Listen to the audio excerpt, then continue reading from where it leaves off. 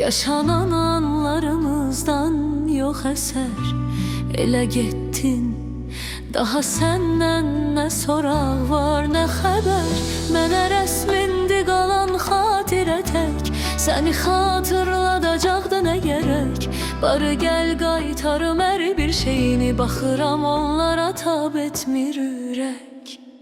Sən yoxsan, yaşamam mən sənsiz. Sən yoxsan, həyatım kimsəsiz. Sən yoxsan, ümidsiz, çarəsiz. Sən yoxsan, axı niyə sən yoxsan?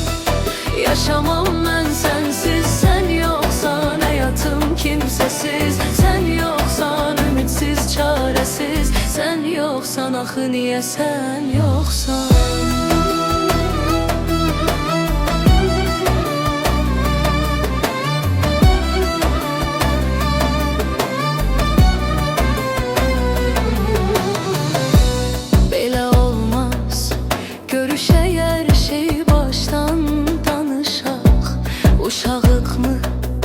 Niye her gün küsüp her gün barışaq?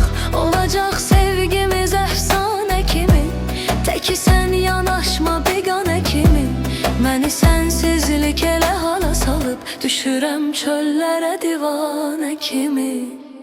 Sen yoksan, yaşamam mən sənsiz. Sen yoksan, həyatım kimsəsiz. Sen yoksan, ümidsiz, çarəsiz. Sen yoksan, axı niyə sən yoksan?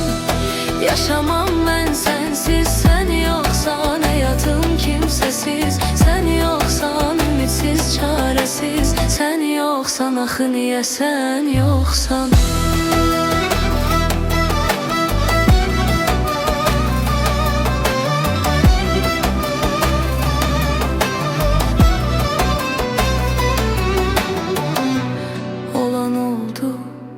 Daha get nə istəyirsən söylə.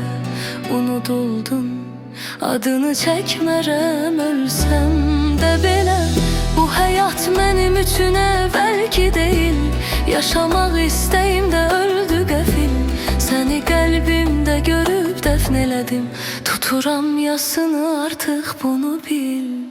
Sən yoxsan, yaşamam mən sənsiz. Sən yoxsan, həyatım kimsəsiz. Sən yoxsan, ümidsiz, çarəsiz. Sən yoxsan, axı niyə sən yoxsan?